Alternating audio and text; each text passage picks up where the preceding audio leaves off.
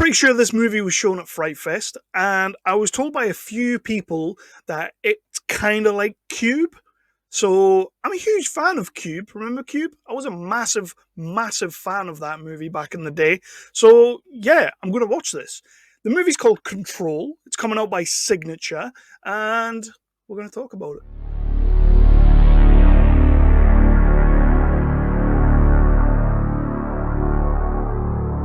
That's right, everybody, I am back. My name is Kevin Halden. This is Nerdly Out Loud, the official channel of nerdly.co.uk, your favourite British home for movie news, reviews, and exclusive interviews. We like to cover everything from the big budget, low budget, to the no budget, with a special keen interest on the lower end of the scale. We are your pop culture curators, I guess. Wow, I don't know where the hell that came from.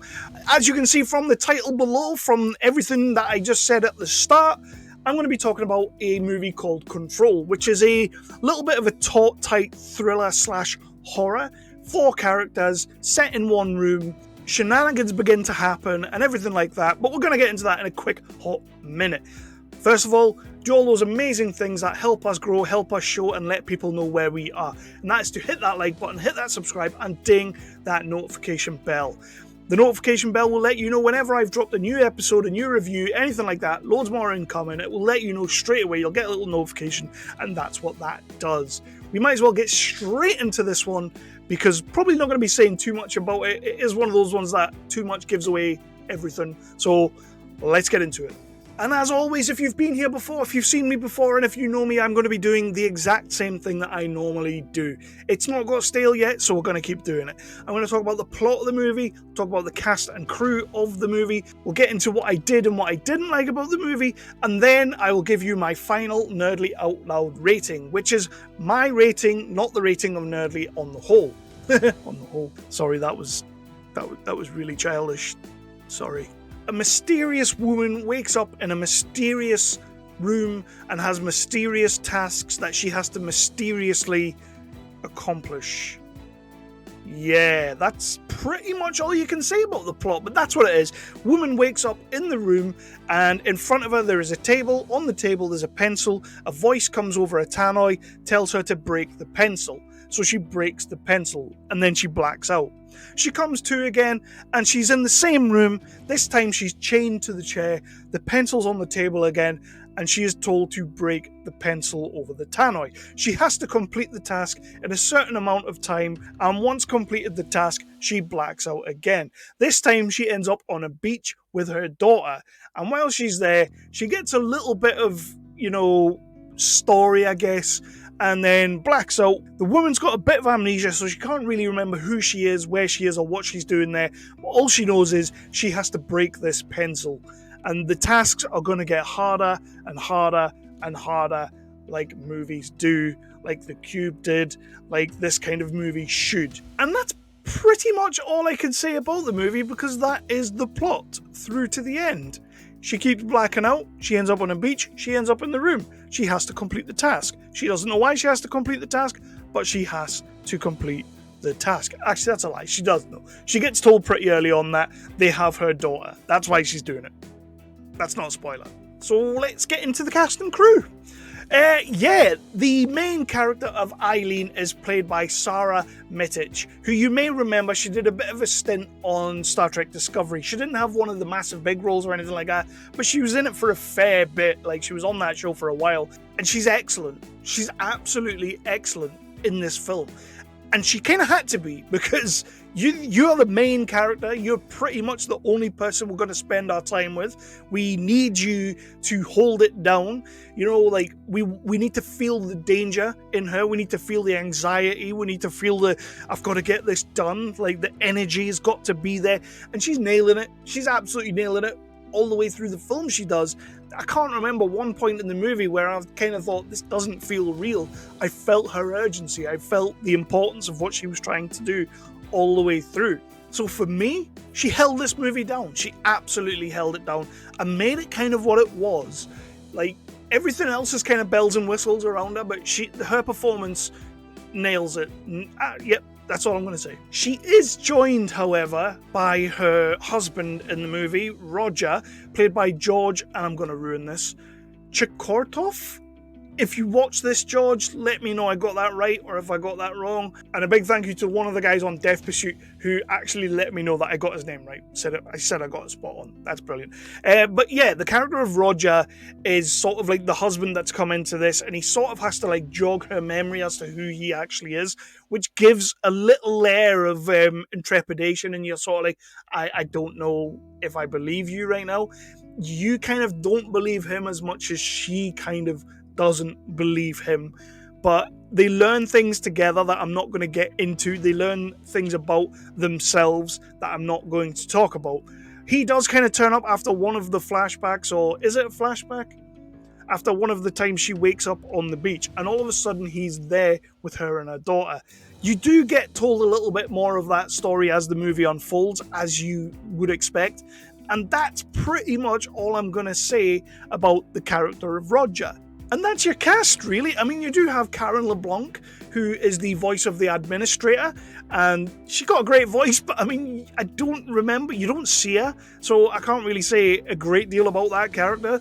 But yes, she plays the voice of the administrator, which is the voice on the tannoy, and she's pretty sinister when she comes on and takes no shit, so yeah, job well done. So let's just talk about what I did and didn't like. And what I really, really liked is director James Mark has done a fantastic job of keeping this tight, if you know what I mean. Like, it's a nice contained story, so the scenes that we do get outside of the room, which is sort of like your beach scenes, they need to be nice and short. They need to give us a little bit of information, but get us back in that room because we want to see what the next task is. I found myself most of the time wondering, how is this going to get harder? How is this going to elevate? How are we going to get more into this and worry about her even more?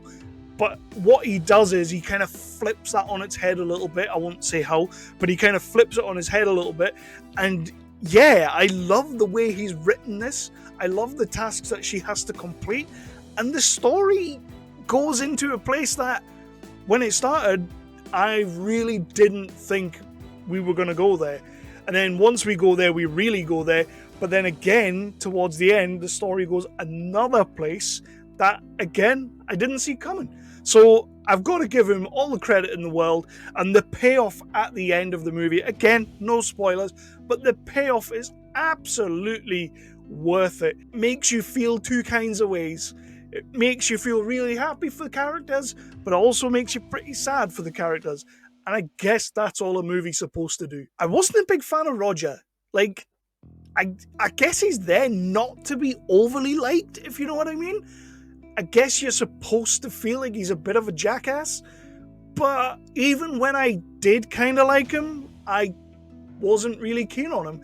And I don't know if that's because of the actor's that good, or if the actor's that bad. I don't really know. It could go either way for me. But he made me feel a certain way about him, so I guess he's done a good job, I guess. But yeah, that was my only thing. That's just like, if I had to come up with something I didn't like about the movie, it would be that. Other than that, I think it's a pretty damn decent movie. It does start wrapping up pretty quickly. Like, once we start getting towards the tail end of the movie, it does kind of go bah, bah, bah, bah, bah, bah, to get you to the end. But I guess it kind of has to, because we spent all this time in the room, which is absolutely what we should have done. We had to stay there. We had to do those bits. So when you start wrapping up the film, I guess it needs to be a quick ending, is what I'm kind of trying to say. But I thought that about The Cube as well. And also a massive shout out to the cinematographer, Ross De Jong, because this film looks gorgeous. Like, I kept wondering, how are they going to make this, how are they going to keep my interest with this movie that's basically in one room? But the room has got a really nice kind of aesthetic to it, a really cool kind of sinister vibe to it, and the way it's shot, you never really feel like they've used the same shot twice, which is mad because, again, we're in one room. But the way he kind of moves around the room and the way the camera angles are, Ross De Jong done a great job, and I guess that's down to James Mark as well, because he would have had the shots that he wanted. So they collaboratively, they've done a fantastic job. I tell you what, let's just get into my final rating. I'm gonna give this movie a 4 out of 5. That probably sounds a little bit weird considering like how much I've gushed over the film. It is an excellent, excellent movie, but I want to see what James Mark does next. The man has come from a stunt-based background, some absolutely awesome TV shows and movies over the years. I did a quick check because it intrigued me and I wanted to know what else this guy had done. And yeah, he comes from pretty much a bit of a stunt guy background, stunt coordinator background, which is great to see that kind of thing happening. These guys are coming through a lot more and I'm happy to see it, because why shouldn't they be doing like the action? They basically choreograph the action shots, so they should be doing this. But as a director, I'm super intrigued to see what he does next going forward. I really, really like Control, so this 4, it's the strongest 4 I could possibly give. So I do want people to check out. You have to check out James Mark's work, check out anything he's worked on before. Like, we have someone here that I think knows what he's doing. I think there's something special with this director, and I just can't wait to see where we go. So hopefully it's not that long and we get another movie from him. I do see that he does have a couple of movies in pre-production, so I will be 100% checking them out. And if he wants to do another Control movie, I'll watch that too, because this movie was badass. Strongest 4 out of 5 I could possibly give. But my name has been Kevin Halden. This has been Nerdly Out Loud. We are the official channel of nerdly.co.uk. I am going to let you go because I'm just starting to ramble. And yeah, check out Control. The 26th of September this hits. It's coming out from Signature, digital, physical, all that good stuff. Check out Control. It is a great, great movie.